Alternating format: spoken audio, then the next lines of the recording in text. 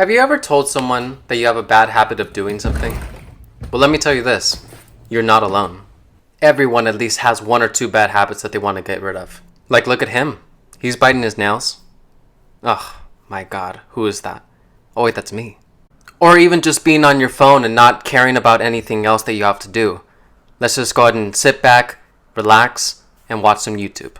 Or even knowing that you have something so important that you have to do in the morning, but you just look at your phone and decide, you know what, I'm going to hit the snooze button and just go back to bed. Let us continue this bad habit. When it comes right down to it, habits play a very crucial part in our lives. Almost everything that we do and how we do it is dictated by our subconscious mind, by what we deem as being comfortable. But this doesn't have to be the case. By teaching ourselves discipline and consistency, we could finally get rid of those bad habits and reach for that healthy food instead. So personally for me, I have a bad habit of just not drinking enough water, sleeping late at night because I'm either on my phone or watching Netflix, or just overindulging on food, which is something that I really don't like that I do, but it's kind of hard to kick the craving. But when I picture myself in the future, I actually picture somebody who's in control of his life. I picture myself drinking more water, eating healthier, developing new skills that could benefit me, for other years to come.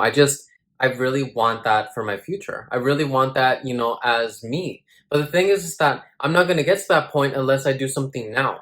And I noticed that us as people are very habitual. I'm very habitual with every single thing that I do. And I feel like it's something in our brains that so that we don't really have to think too much about things, we just start making a habit out of everything so that things are just a lot easier for us. Instead of really just trying to go against resistance and not have the cookie, it's easier just to have another piece.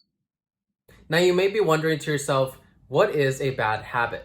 A bad habit is just something that's just pretty much working against you. It is literally making you ill. It's making you sad. It's just working against, everything that you want for your future you. So not drinking enough water is just being counterintuitive, and I'm just pretty much working against my future self. Now, you may be wondering, how do you break a bad habit in the first place? Well, it's not easy, but it is simple. This is Judson Brewer, a psychiatrist who studies about breaking habits through what he calls mindfulness training. In my lab, we studied whether mindfulness training could help people quit smoking. Just like trying to force myself to pay attention on my breath, they could try to force themselves to quit smoking. And the majority of them had tried this before and failed, on average 6 times. Now, with mindfulness training, we dropped the bit about forcing and instead focused on being curious. In fact, we even told them to smoke. What? Yeah, we said, go ahead and smoke. Just be really curious about what it's like when you do. Well, here's an example from one of our smokers. She said, mindful smoking smells like stinky cheese and tastes like chemicals. Yuck. Now, she knew cognitively that smoking was bad for her. That's why she joined our program.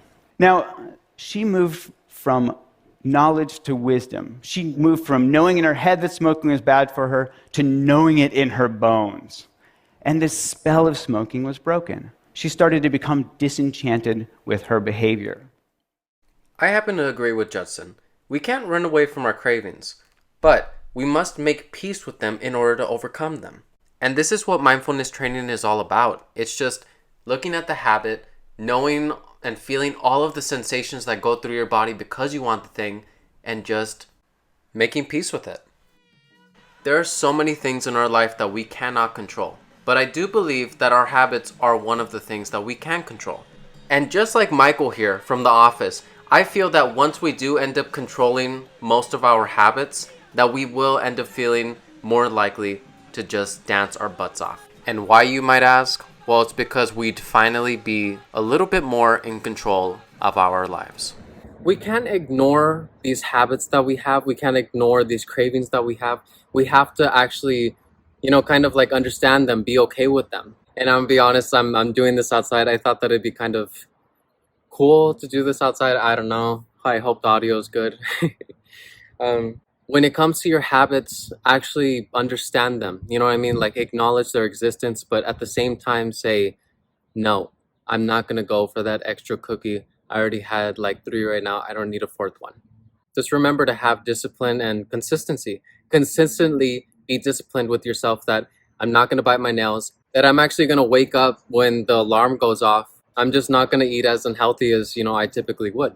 So anyways, with that being said, I hope you guys enjoy the video. Please like and subscribe, and I'm gonna go ahead and work out right now. No, just kidding. This is like maybe like 4 pounds or something. I moved from this with my consistency and my discipline, through my habits, and I moved to this. That's pretty dope, huh? I like it. All right, I'll see you guys in the next video. Bye.